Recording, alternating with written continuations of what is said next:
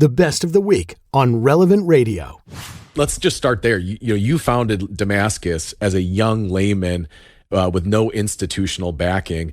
I know that came, after a period of discernment for you of discerning the priesthood, famously on, secular TV. Yep. With the show, if anyone remembers God or the Girl, was it called? Yep. Oh yeah, it was a A&E's reality TV show about guys discerning between priesthood and married life. So following that, I want to hear that whole story. Kind of give us early Dan being called to ministry and discerning and how you kind of got started. Yeah. I think I was kind of dissatisfied with my Catholic upbringing in the sense of I would go to Catholic youth group and I'd go to Protestant youth groups, and it was the Protestants, like evangelical youth groups, there's so much passion. They loved Jesus. They talked about Jesus. They knew Jesus. They prayed using their scriptures daily. They were evangelizing and sharing Jesus with others. There was you could sense the Holy Spirit upon them, right? And then I'd go to Catholic youth events, and it was like I just felt like it was like a social hour. There was no real, I didn't feel people with the presence of God on them. I didn't hear people talking about Jesus, and I didn't see a desire to know Jesus. And so I was a little disenfranchised and really hungry for I was in high school. I was thinking about leaving the Catholic Church, even because it was what's the where's the joy and where's the passion for the gospel amongst Catholics? And I had late in my senior year, I had a profound encounter with Jesus in the Eucharist. And so once the Eucharistic Lord becomes real and tangible and in your life, you can't go anywhere else. And then I was like, wow, I want to make this. I want to provide to the young church what I feel like the church didn't provide me as a young person. So I went and served as a missionary with NET Ministries at 18, kind of discovered the church's call to evangelization and the missionary lifestyle, and got home from NET, started ministering to young people in my mom's living room. I'm 18, I don't know what I'm doing. So I just start inviting people over, and within 8 weeks it was great. We actually had 72, and I had prepared to preach on the commissioning of the 72, but within 8 weeks we had 72 people gathered in my mom's living room. We had to clear out all the furniture, put it on the back porch. It was a packed house, and the neighbors saw all the cars, so they thought it was a drunken teenage party. So they call the cops. 2 paddy wagons show up ready to arrest all these kids at this house party.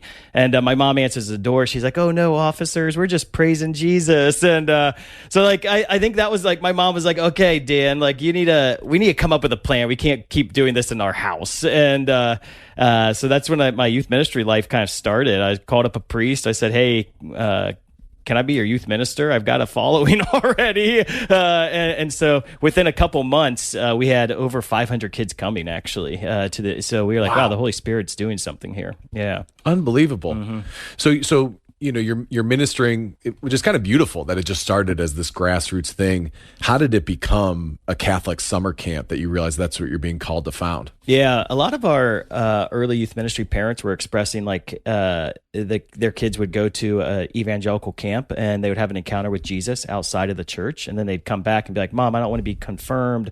I don't like Catholicism." And so really the impetus was to look at what the evangelicals were doing in camp ministry and create an undeniably Catholic experience. So the kids would have an encounter with Jesus in the heart of the church. And so the first week of camp, it was 1 week of camp for 63 kids from our parish middle school. And it was like a glorified vacation Bible school. And we were young, trying to figure out what we were doing. And but it just continued to grow. 1 week became 2 weeks, which became 4 weeks, which became 6 weeks. And the bishop and the pastor were like, "Hey, this is no longer like a parish camp," right? And so within 6 years, I think we started saying, okay, we should incorporate, become a nonprofit organization, and really start asking God, what do you want to do with this?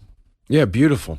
And I mean, it's easier for me to say than you, but we can't wait to send our kids to Damascus, right? It's, by all accounts, it's Eucharistic processions around the lake that you also do the blob in or whatever. Do you have a blob? I'm sorry, I might be putting that on you. Okay, but it's just from by all accounts an incredibly powerful experience. But also, I know over time you've really developed this missionary training program. The Damascus missionaries are having as much of an impact in the church as the directive evangelization you were doing. Did that develop kind of?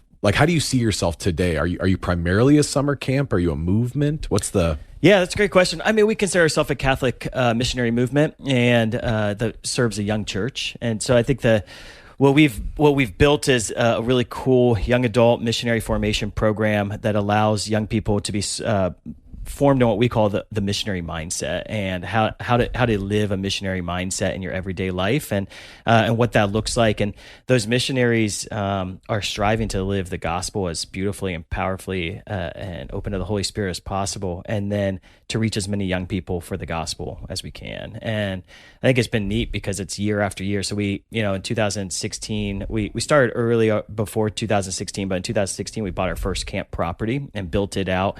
And we had 1,000 kids on the wait list that first year. And then the next year we grew, and then we still had 1,000 kids, and we kept growing, and we still had 1,000 kids. So our current camp in Ohio, we're serving 5,500 kids every summer. We still have 1,000 kids on the wait list. We can't grow fast enough. But then we opened a camp in Michigan to serve, to try to get, and that one has a wait list now. We just opened the new camp in Maryland. So I think there's a real hunger in middle school and high school age youth to have an encounter with Jesus in a vibrant, lively Catholic community. And these missionaries, I think that the young adults are really hungry to be formed in the life of the Holy Spirit and to give their lives radically to mission, not like missionary life isn't just getting coffee with someone and talking to them all the time, right? Like, what does it really mean to really lay my whole life down in mission? And I think the young church is starting to really wrestle with that question.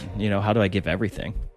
That was the Best of the Week on Relevant Radio. The best way to listen to the Best of the Week is on the Relevant Radio app. Free and always free.